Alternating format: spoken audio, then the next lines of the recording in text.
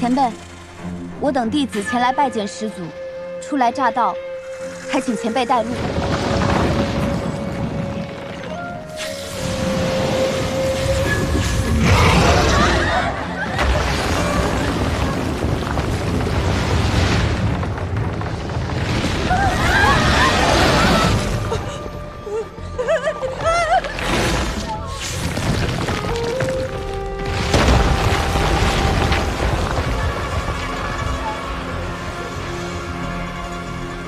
跟上！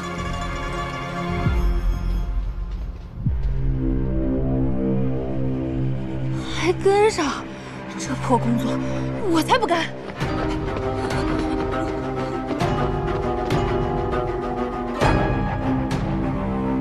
胆子真大。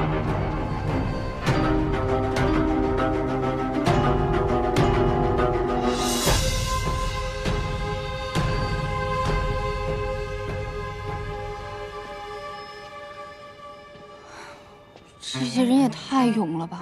出不去就跟着一条蛇走。还好这修仙世界没有打卡机，少我一个也不会被发现。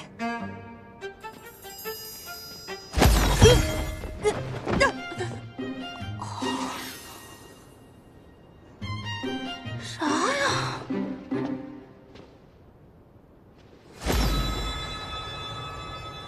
魔气，他竟是魔域之人。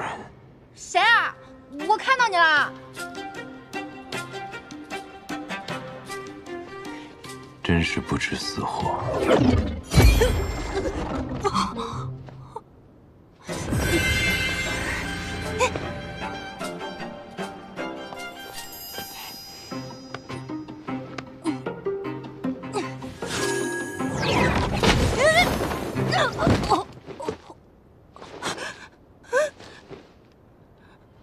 太邪门了，还是回去吧。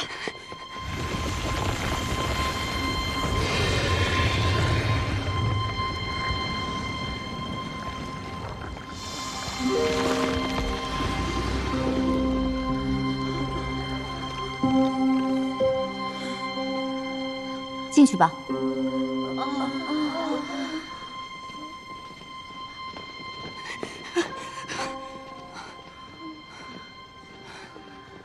恐怖片里最早死的都是落单的人，我还是跟着大部队走吧。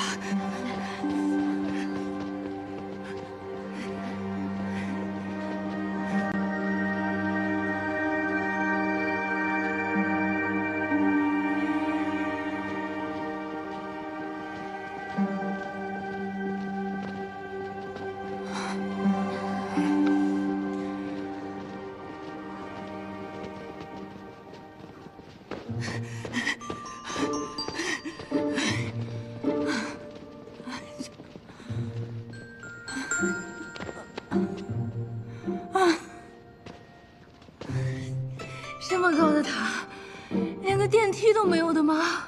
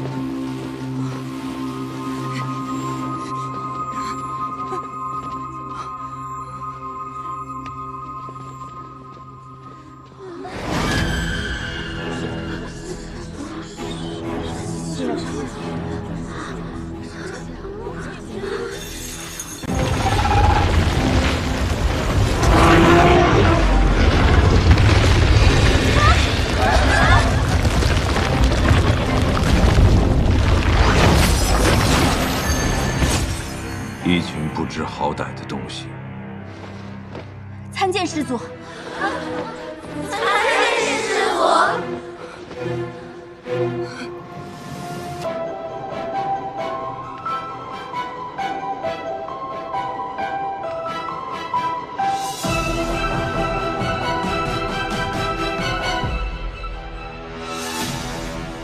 这老祖宗的脚竟然保养得这么好，细皮嫩肉的，不知道脸是不是也这么嫩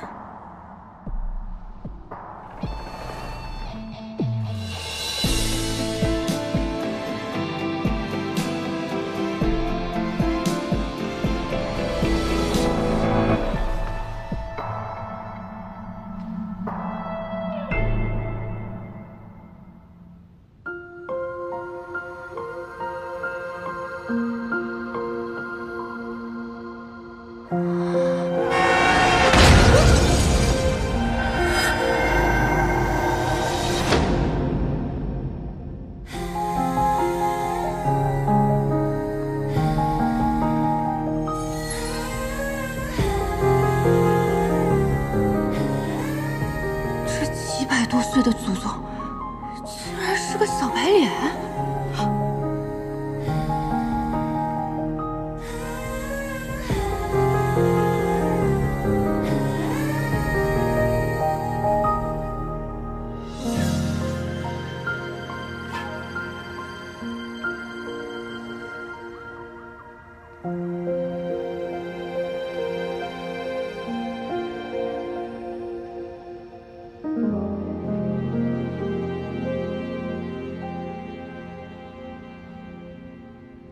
你进来想做什么？弟子玉蓉蓉愿潜心侍奉师祖。撒谎！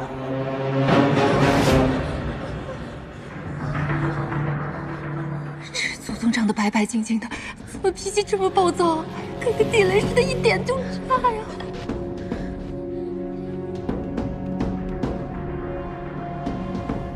你别过来呀！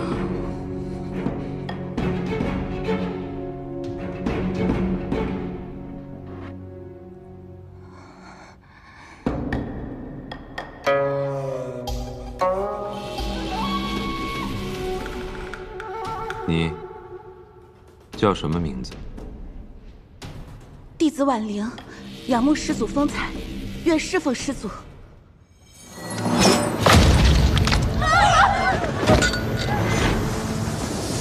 不是婉玲师妹，他是谁？竟然有人敢冒充混入，他什么目的啊？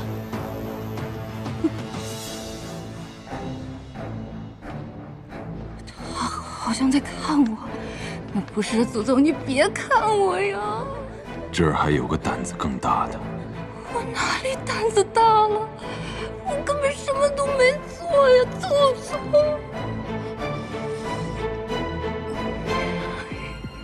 看着我。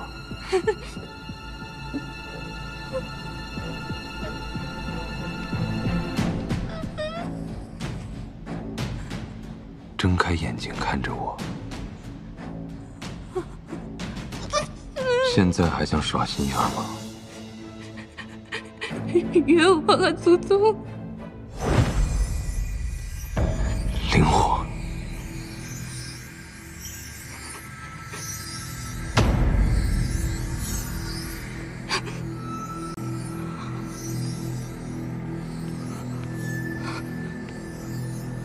都滚出去！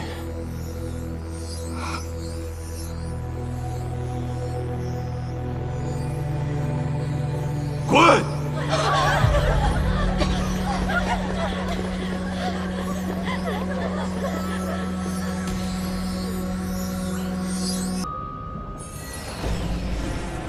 廖廷彦已顺利晋升。不愧是少公主，看来你费了不少心思。哼，我早已在他身上施下术法，选拔时可盗取灵气，神不知鬼不觉地顶替了那月初回。好，等他将司马娇杀了，仙魔两界的屏障便会消失，我魔域之人再也不用困于这荒凉之地。届时，答应我的事，你可要说到做到。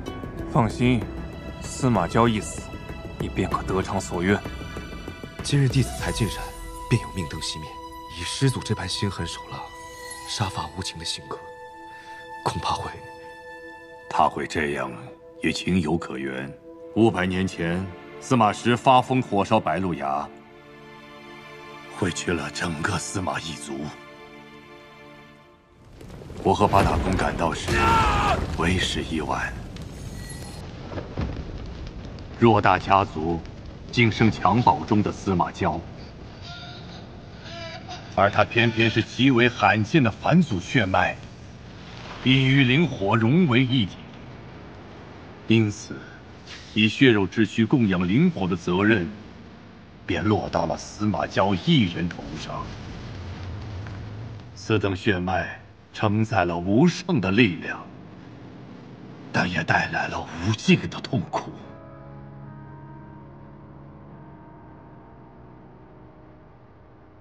他生来就注定成为灵火的容器，灵魂与肉体一同煎熬，生不如死。他们为了留住这珍贵的血脉，施下封印和禁咒，令他无法自强，将他封在三圣山，一困就是500年。从出生起便被灭族，八大公也只想着将他利用殆尽，不封魔才怪。师祖，请把这碗汤喝下吧。再喝一口。师祖对我施加，尚且还能念及几分旧情，但那些被八大公送入山的弟子们，各怀鬼胎，恐怕难逃一死。他睁开眼睛看着我，为什么会让灵火躁动不安？冤枉啊，祖宗！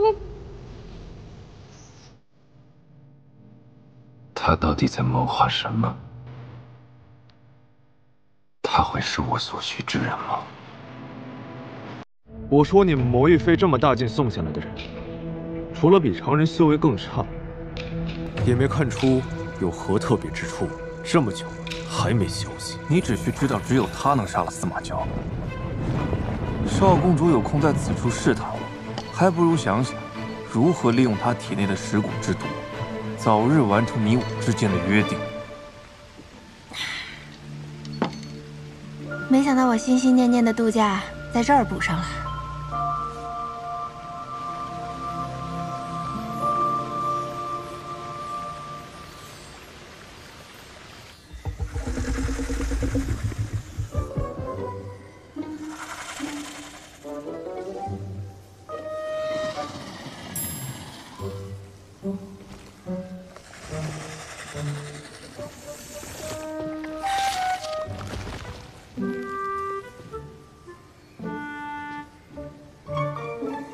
他竟是在睡觉。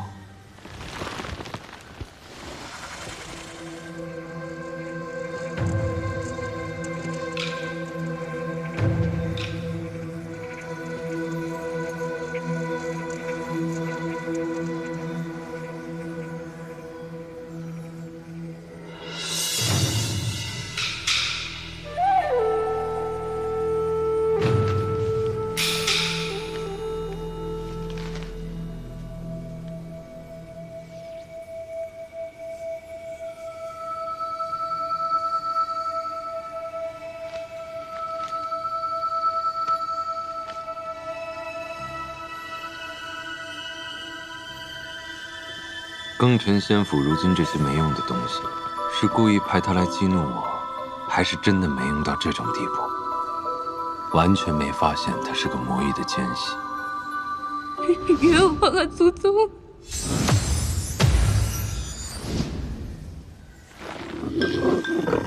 蠢蛇！我怎会因一个区区魔域之人而头疼？分明是我身体里的灵火在作乱。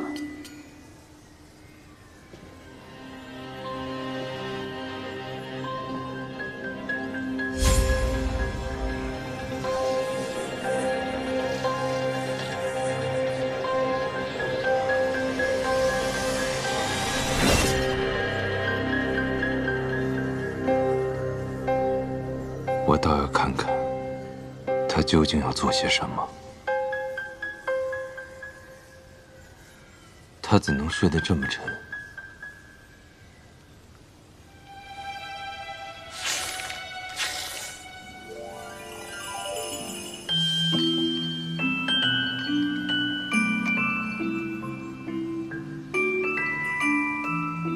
难问。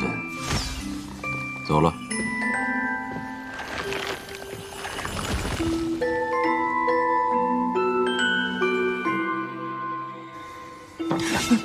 闹钟怎么没响呢？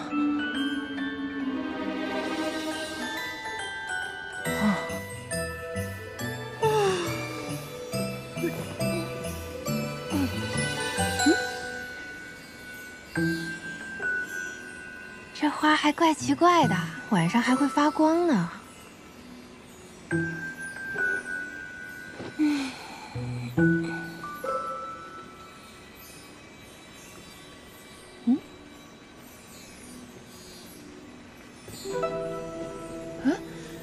那不是前几天被师祖打飞的妹子吗？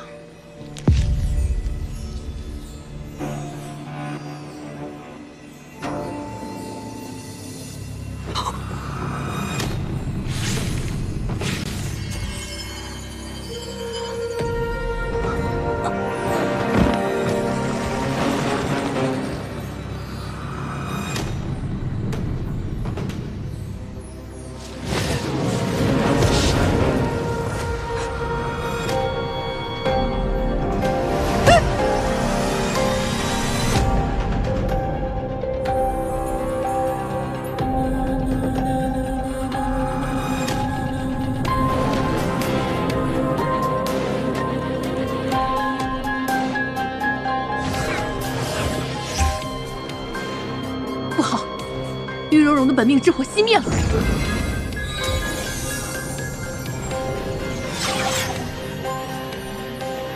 喂！还好，他的魂魄还未散去。公主，我不是嘱咐过你事事小心，怎么这就死了？我死了，我就是看到师祖那里种了好多花，我想摘一朵，然后就到了这里。难道是日月幽潭？月公主，还好，仙府弟子都有一次脱生的机会，你还是早点做准备，送他去脱生吧。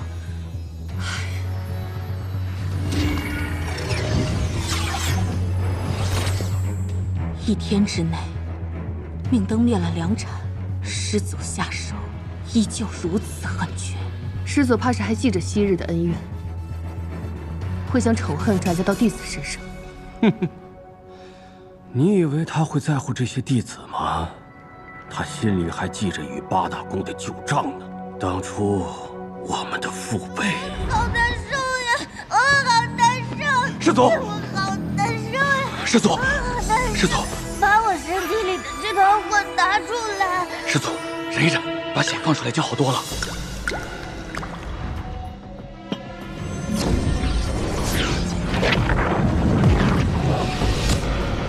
往日八大宫喝他的血，又让他在三圣山被关了500年，他的仇恨只会与日俱增。师祖对待他们尚且毫不留情，要是有机会直面我们八大宫，恐怕会更加为所欲为啊！殷公主说的对啊，哎，她的意思是说，让我们先下手为强。这。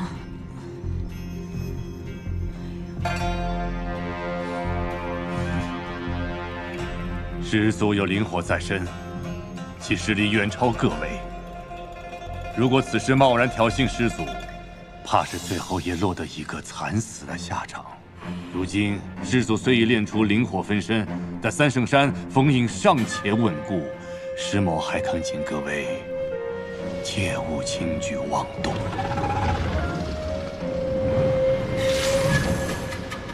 你以为这些弟子为何进山？不过是受了庚辰仙府那些老东西的命令，来涂抹我的血跟命。他们都不敢进山，那个人却大摇大摆地来我这儿放松身心。等会儿，师祖，你在监视我？没有没有，我是个斜眼，我在看那边。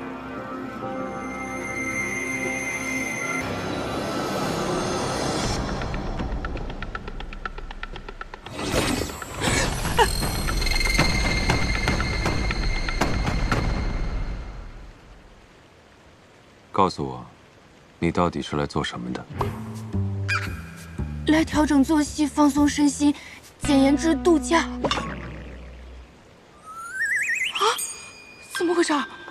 怎么话到嘴边就变了？肯定是这孙子搞的鬼！玄幻世界害我，这里竟然还有真话 buff 这种东西。你不想杀我？不想。你为什么不想杀我？我不过是一条无辜的咸鱼罢了，修为低成这样子，多想不开要杀你。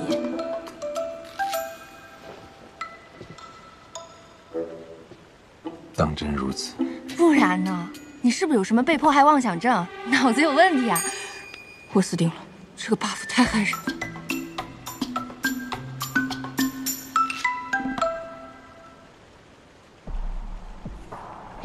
救命啊！到底杀我还是不杀我？给个痛快吧！第四不敢。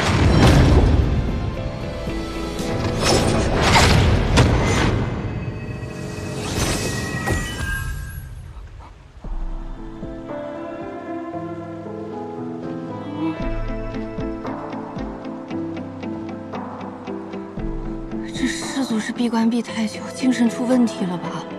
不是。庚辰仙府一开始方向搞错了呀，送什么弟子进来侍奉？我看应该送医生进来给他治治脑袋。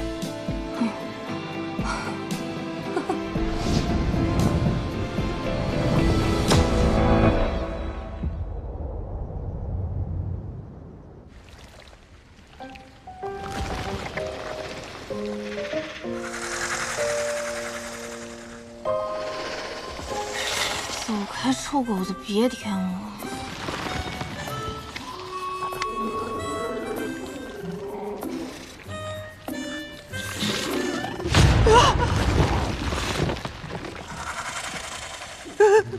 说兄弟，我细胳膊细腿的，你饶了我吧！你吃了我反而塞牙。你想喝这个？早说嘛！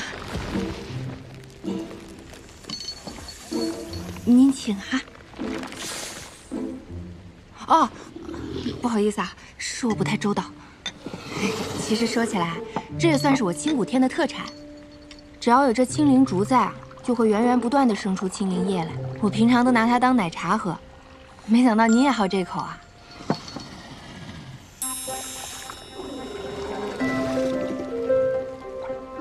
这蛇怎么狗里狗气的？能把一条巨蛇养成忠犬，祖宗不愧是祖宗。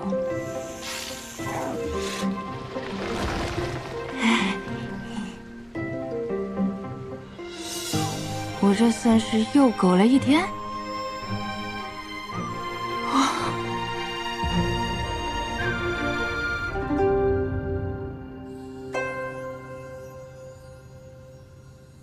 我好难受，我好难受呀！我好难受。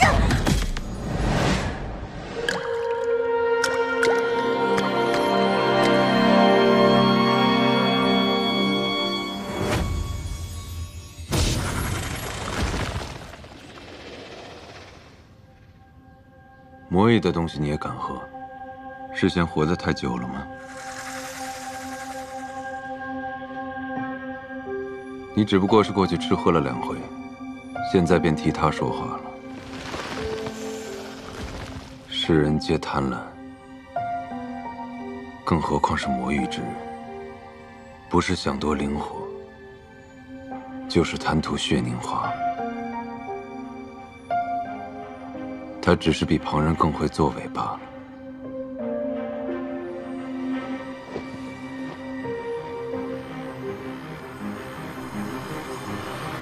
逆生石国，紫 A 月之宫的玉蓉蓉消失无踪，连尸体都没找到。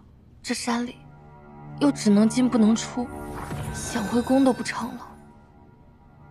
师祖的脾性谁也琢磨不透，先别乱。无论如何，我们活下去才是关键。如果我们当中有一人能够得到师祖的垂青，成为师祖娘娘，那我们天之宫便能一举成为八宫之首。司马娇果然如公主所言那般残忍无道，我们必须找出她的弱点，早日杀了她才是。凤山灵火已与司马娇融为一体，如果司马娇死了，灵火也会熄灭。这样一来，整个庚辰仙府就无法生发灵气了。我们如何修道？那血凝花是由灵火吸取司马娇的血长出来的，吃了血凝花和司马娇的血，我们照样能提升修为。你忘了公主说的话了？当年她得罪了司马娇，如若有一天她一个不高兴想要翻旧账，我们都死无葬身之地，还何谈修道？你们叫我来，就是为了商量这件不可能的事情。叶若灵，你别一副事不关己的样子，别忘了，你的族人还在公主手里。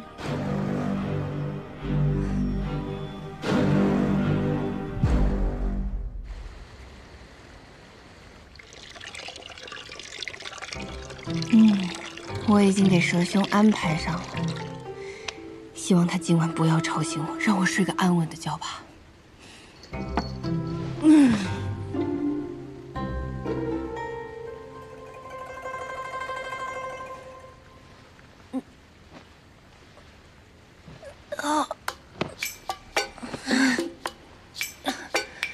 这熟悉的感觉怎么回事儿？修仙之人也会痛经吗？太痛了，越来越疼了。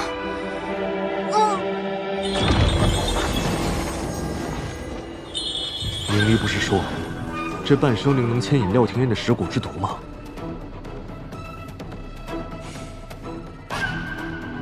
怎么他听到召唤之后居然毫无反应？这廖廷烨，莫非真的以为攀上了司马娇，就可以摆脱我们的控制了？哼！好，我且看这蚀骨之毒，你还能挺过几回？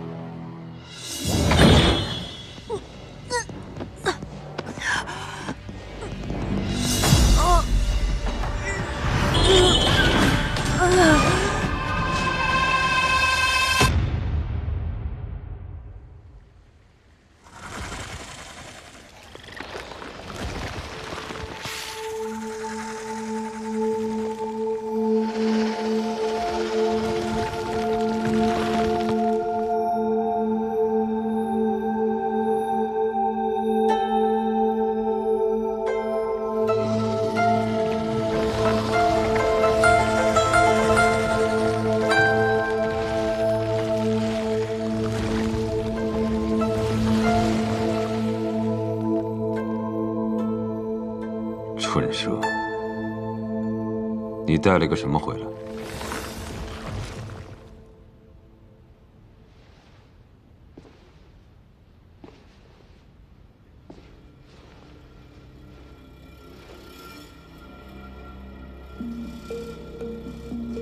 他竟然中了魔毒，你为什么想救他？你知道他是来做什么的吗？什么都不知道就把人带到我面前，你想死吗？这毒不过是魔域用来操控傀儡的小伎俩罢了。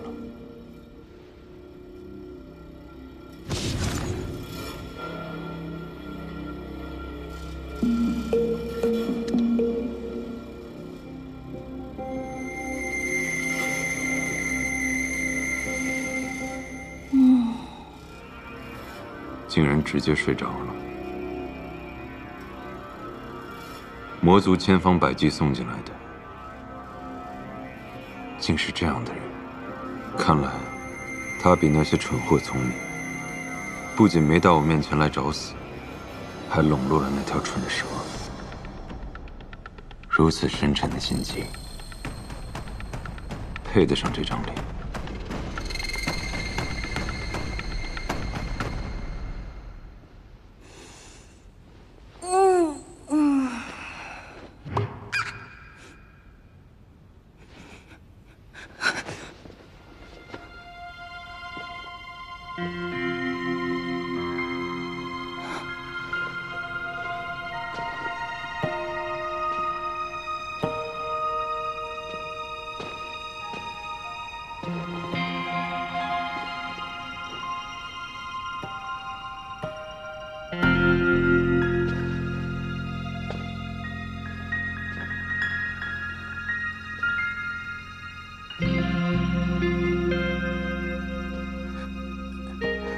师祖。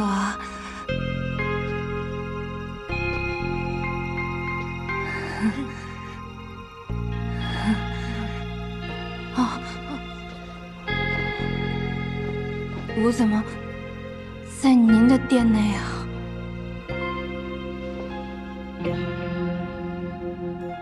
演得不错，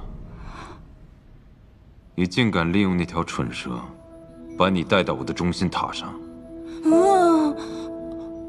我猜可能是昨天晚上我肚子疼，我疼晕过去了，然后蛇兄担心我，他想让您救我，我没有想要麻烦您的意思。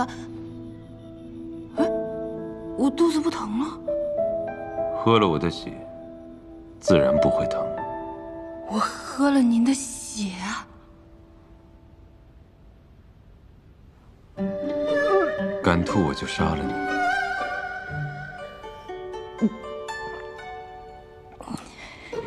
您的血还有止痛功能啊！不仅能止痛，还能增进修为，这世间无人不想要。不用算上我，我不太想要。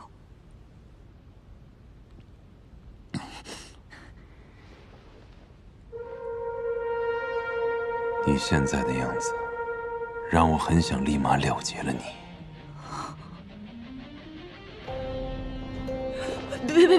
别！我怕脏了您的手，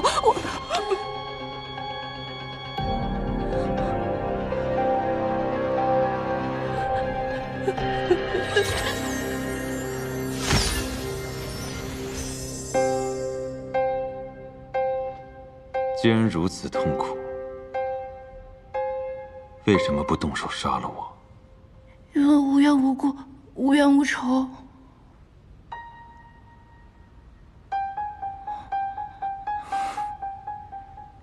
哼，在这世上杀人，不需要冤仇，更不需要缘故。比如现在，无冤无仇，无缘无故，我就是要杀了你。你又能怎样？我不能怎么样，我也打不过你。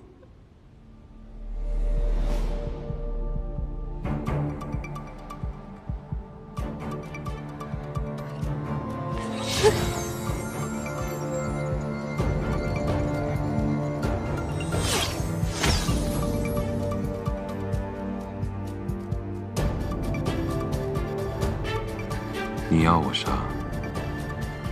可我偏不杀。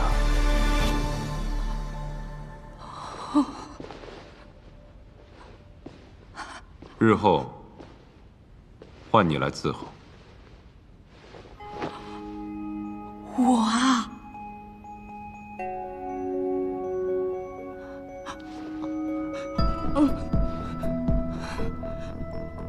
我先走了。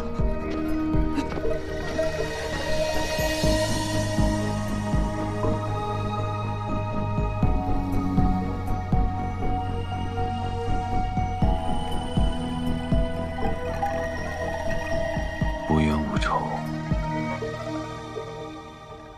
无缘无故，就不想杀我。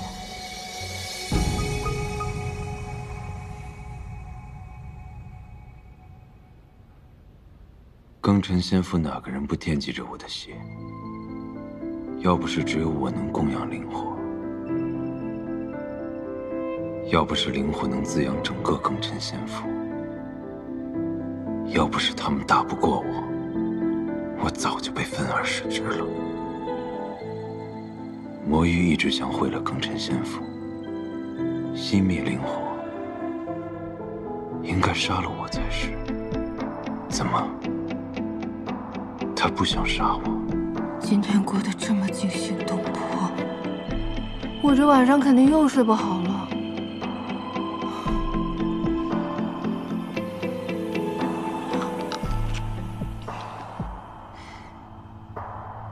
真是可笑，真因之时问出来的答案不会有假。若他真无杀心，或许可以利用他一番。500年，新月夜，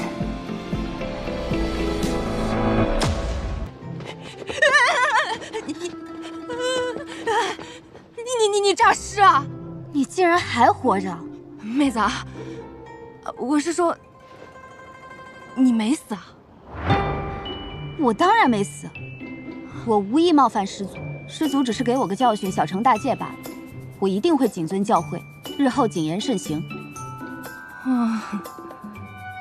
师祖今日如何？哦，他呀，不行。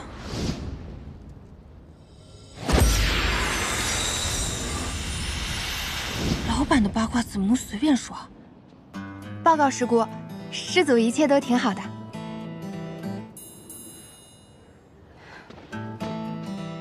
能侍奉师祖是你的荣幸，你好自为之吧。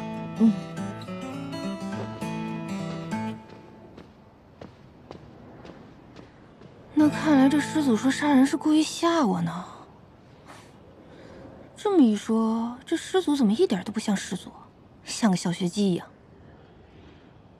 那或许这师祖除了脑子不太好之外，也不是个因为鸡毛蒜皮的小事就嗜杀的主。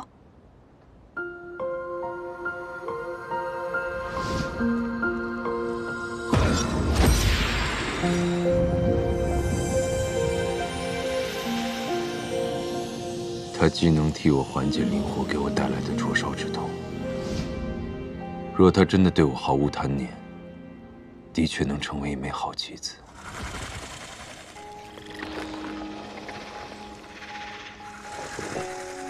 你去把塔外的结界消了，以这魔域间隙为由，把门打开，老鼠会顺着缝隙溜进来。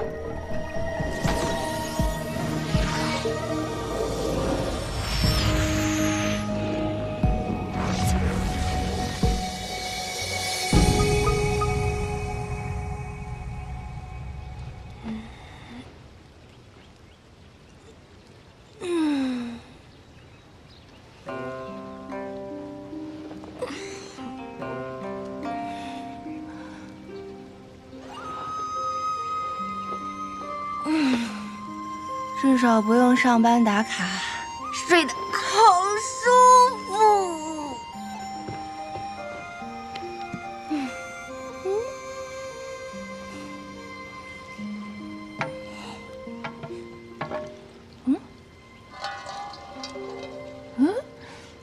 没水了。这名弟子似乎很得师祖喜爱，能够自由出入中心塔。是啊，不知道他有何特殊之处？难不成只有修为低才能接近师祖？谁知道？你怎么还没死？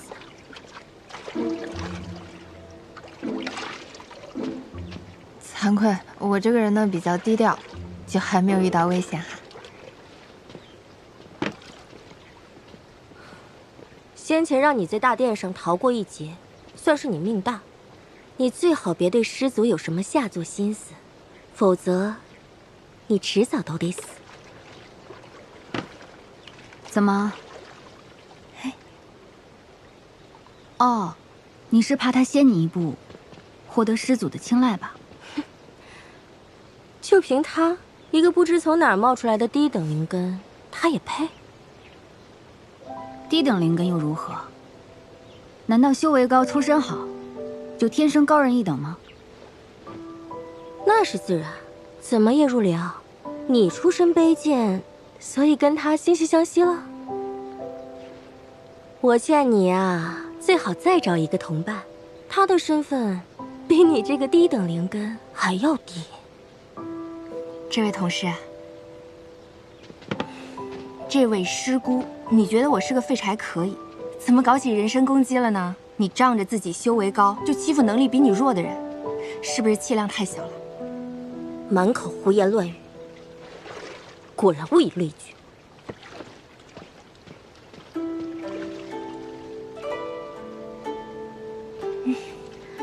之前他们那么辱骂你，你都没有反击过，今日怎么愿意帮我出头呀？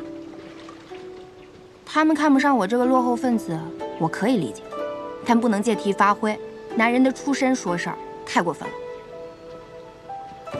虽然我不能完全听明白你在说什么，不过我听得出来，你没有瞧不起我，你长得这么漂亮，能力又好，我欣赏你还来不及呢。我的感谢礼物，很甜的，你试试。谢谢。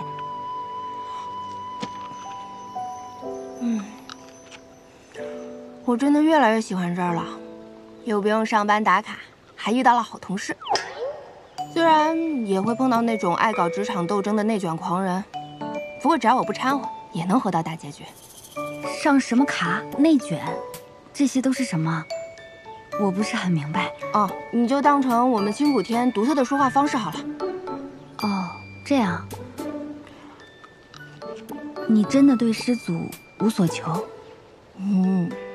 我这个人没有什么好奇心和好胜心的，我只想舒舒服服的苟住。就是活着，每天一觉睡到自然醒，吃好睡好。真的吗？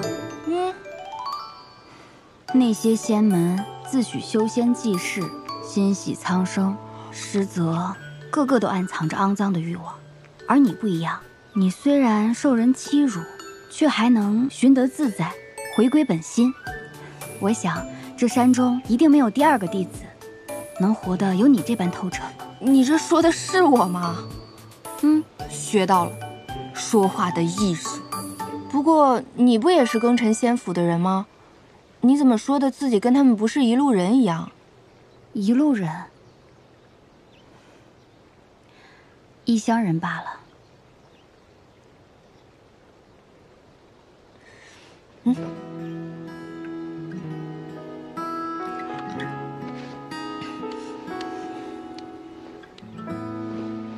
以后我们就是姐妹了。好。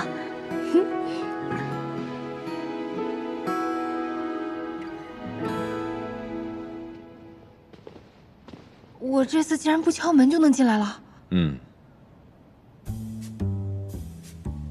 又要爬楼，不爬行不行？不想死就跟上。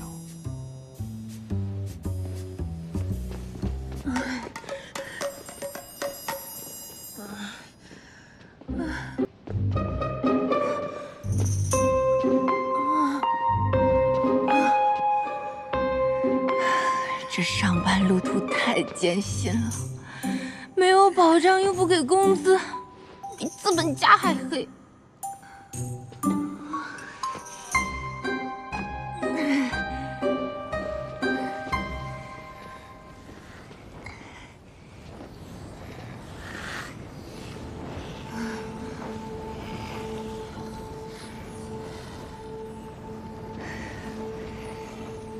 以我浅薄的玄幻世界认知，这东西一定十分珍贵。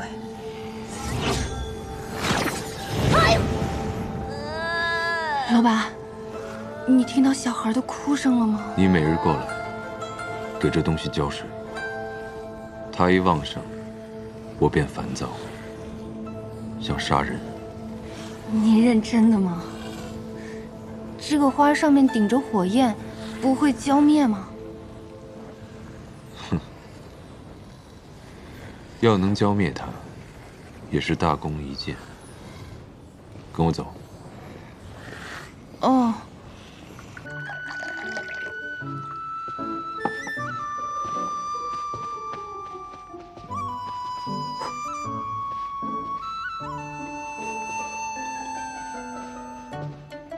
本以为来到修仙世界就不用加班了，没想到这里比现实世界还要可怕。我们那里不加班，大不了就丢工作；在三圣山不加班，可是要丢命啊！我这是造了什么孽呀？到底什么时候才能摆脱这个大魔头啊？你在想什么？啊，老板，我在想，你可以去忙别的，我不会偷懒的。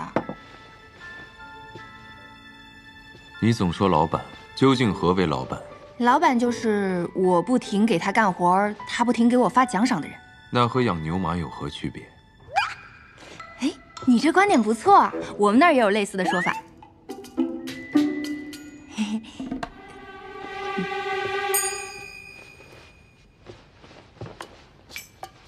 你为何不用术法做事？你本就修为不高，才堪堪炼气，而炼气之上还有筑基结丹、元婴化神、炼虚合体、大成渡劫，这辈分也是最低的。兴许是那选人的仙官一时出了差错，才会把这样的选拔机会给你。我修为好像很低，不太会用。之前脑子受伤了，很多事情不记得了。你喝了我的血，如今至少已经达到筑基的境界。我这就已经筑基了。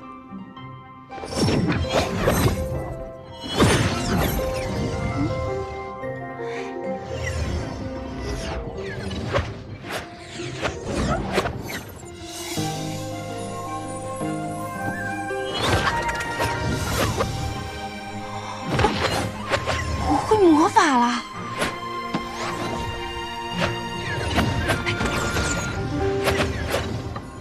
终于放弃掩饰自己的魔域身份了，多少坦诚了几分。哦，怎么换个世界还是不能躺平啊？别人穿越是天命之女，我穿越是社畜之魂。没钱没假期，还要看老板脸色。以前天天敲键盘，现在天天玩抹布。人生不能白烂，快乐只少一半。本来就烦，还要和熊孩子斗智斗勇。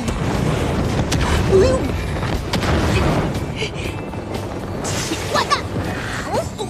我要烧死你！你还会说话？这里还有别的东西吗？暂停暂停啊！修仙世界，火焰会说话也很正常。火苗小朋友，我也是听老板的安排。那个，你多担待哈。好朋友，你知道我是谁吗？我管你是谁啊，老板的话我得听哈。不好意思啊，师门专业种地的，你且忍忍，我很快。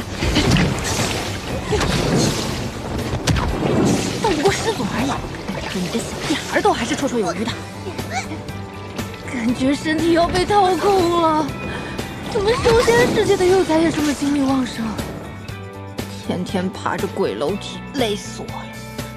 干的活比牛多，没工资没合同，纯纯压榨。好在老板经常不出现，同时大黑蛇也很好相处。工作对象虽然喜欢吐火，但很好追。我要烧死你！哎，我太不容易了。我求求你了，不要再教我了，我好难受。我星子都吐不出来了，应该差不多了吧？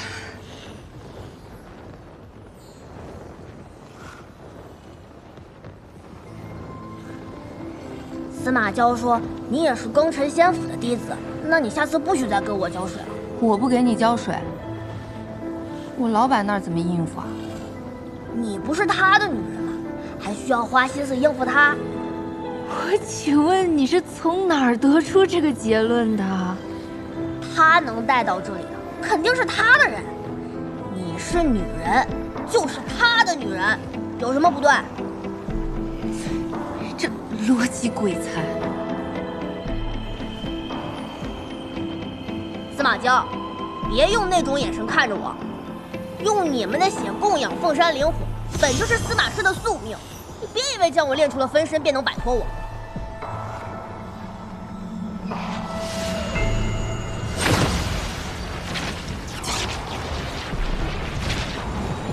我们同生同死，这种命运，你永生永世都别想摆脱。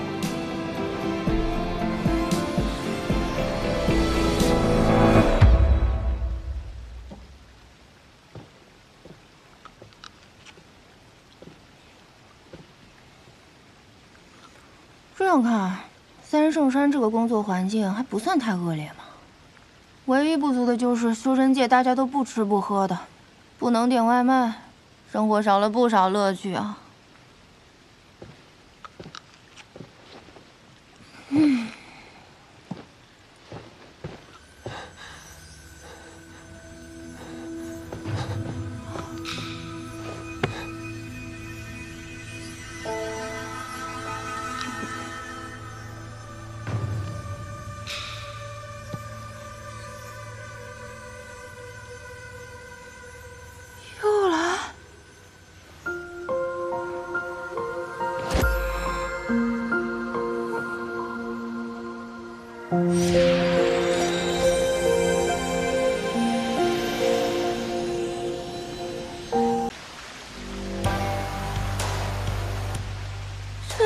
天堂还是地狱啊？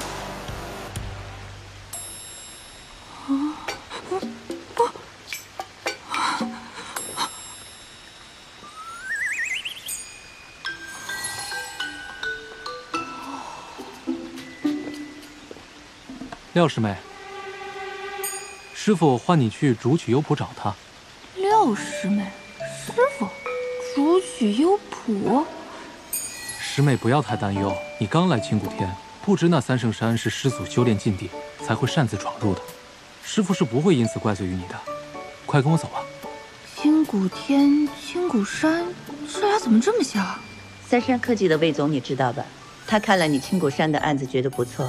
你今天晚上连夜赶去青谷山，明天一早亲自去拜访他。廖师妹，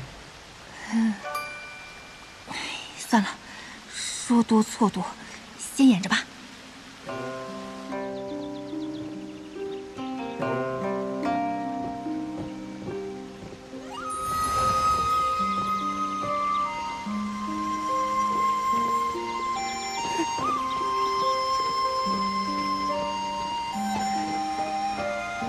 这难道就是传说中的修仙世界？师傅，廖师妹带到了。好，长青徒儿，你先去忙就是。是，徒儿先行告退。那我……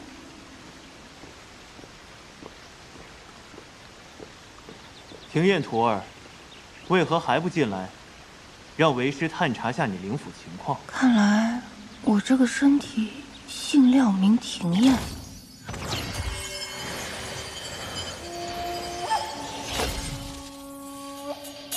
三圣山外的结界，果真是伤了你的灵府。灵府？那个是啥呀？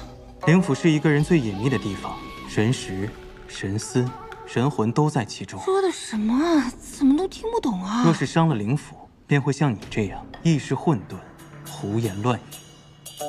既然你已忘却前尘，那为师便来告诉你，这里是青谷天庚辰仙府下40之宫的一个小门派。你已拜入我青谷天门下3月有余。这次叫你过来，是为师马上要带你出发，参加选拔。不是吧？这神仙世界怎么也还要卷啊？这你都忘了？庚辰仙府里辈分最高的那位师祖慈藏道君，马上就要结束500年的闭关了，所以师掌门和8大公主想挑选一些资质好的弟子进山，照顾师祖的日常起居，跟随师祖潜心修炼。你不必担心，我们青谷天不过是凑数罢了。那我就是个分母嘛。行，只要活着，什么都好说。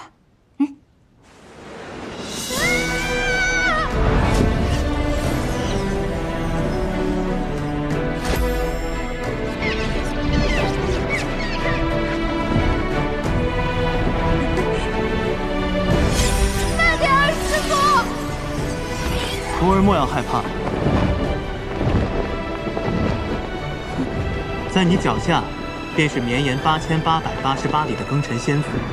开山至今已有几10万年，最初建立庚辰仙府的始祖，乃至后来每一代的掌权者，皆姓司马。如今，庚辰仙府的最后一位司马，便是这位即将出关的慈藏道君。哦，看来这位师祖在你们这里是那种说一不二的大人物啊。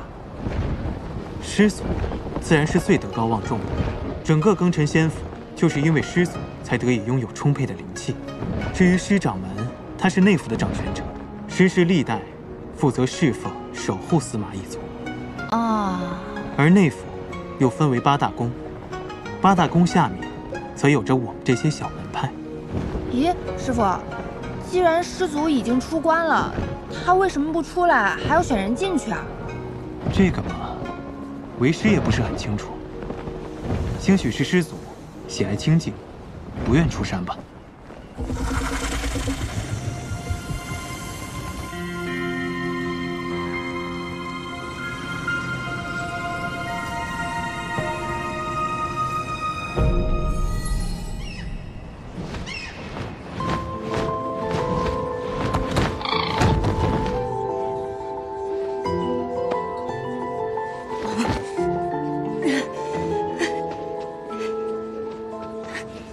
这里便是凤栖阁了，是八大宫公主和师掌门共商要事的地方。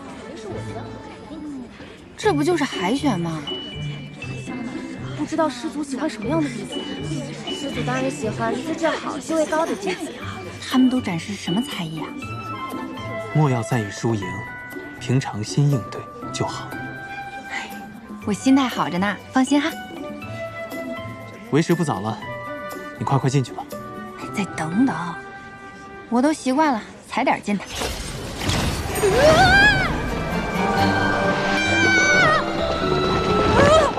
干什么呀，冒冒失失的？哪个宫的呀？不好意思啊，你们继续。这位是哪一脉的师妹呀？你好，我是40之宫新古天一脉的东阳真人门下的弟子。原来不是师妹，是师侄呀。哦，那见过师姑。您看着比我大好几百岁，您叫我声孙女我都能答应。你少奉承我，像你这种修为低等之人，居然同我们一同参加选拔。怎么有种凉凉的感觉？天大的笑话，是不是啊？就是，没什么本事，就凭这脸生得好看。谢谢，你说话真好听。你说什么？就是谁夸你？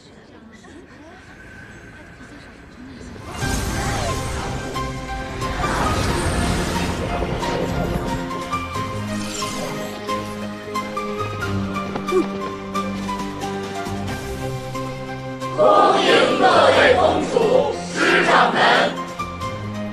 今日，各位公主们将从在场的众弟子中挑选100人，进山侍奉师祖，照顾师祖起居，伴其修行。选拔正式开始，众弟子只需静心盘坐，打开天灵，静候佳音。是。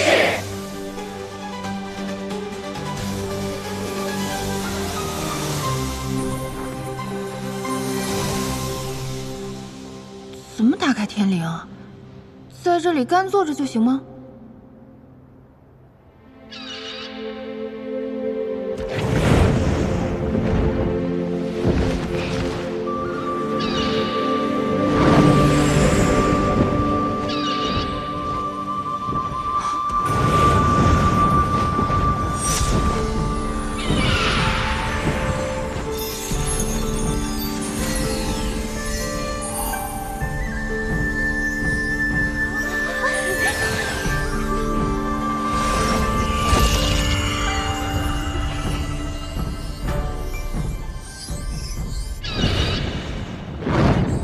我不是来凑数的吗？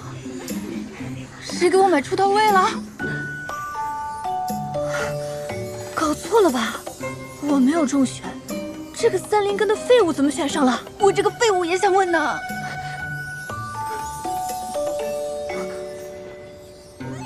娘，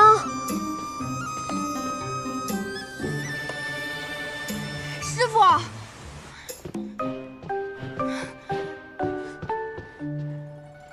庭燕徒儿，听闻你已经中选了，为师甚是欣慰，与有荣焉呐。我清谷天自开创以来，不是说好了我只是走个过场的吗？怎么就被选中了？你能不能跟上面反馈一下？我不想去，有的是人抢这个 offer。什么符？总之，我愿意把这个机会让给别人。可我们清谷天只是40之宫下面一个小小的门派。能够入选已然是大幸了，哪有推辞的道理呀？再说了，这是师掌门和8大公主共同做下的决定，已经没有更改的余地了。怎么修仙世界也有这种职场压力啊？我只想当个美丽的废物，而且我对这什么都不了解。那万一我把这个师祖惹生气了，他不高兴了，我可担不了责。你也莫要担心，虽然为师也未曾见过那位慈藏道君。但听着道号，想来也是一个宽厚、慈和的长者。你若是无心侍奉祖宗，想来他也不会为难你的。三圣山灵气鼎盛，你此次前去，定能提升修为啊！哎呀，这种升职加薪对我一点诱惑力都没有，我只想好吃好喝，苟下去就好。恭喜师妹！恭喜师妹！恭喜廖师妹！简直光耀师门！这是师兄给你准备的贺礼。怎么听起来我成了全村人的希望啊？这压力也太大了吧！不大。好了，散开。你们呀，莫要再给他压力了。庭燕徒儿，你能入选，已为我清谷天增色不少。毕竟，你也不是什么高修为的弟子，又不愿意侍奉师祖。想来要不了多久，他便会遣你回来。原来没有什么 KPI 啊？说什么呢？那也行。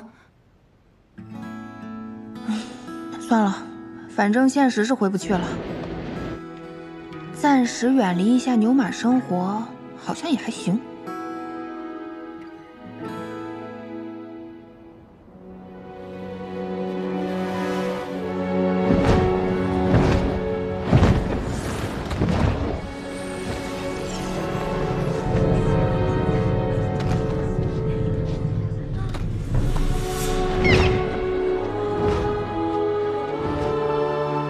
这便是三圣山了。我怎么什么也看不见啊？三圣山的神圣，岂是你一个普通三灵根能够领略的？此处曾飞升过3位圣人，自师祖辞葬道君闭关以后，此处已闭山500年，无人再进入过。听起来像是个隐藏大佛。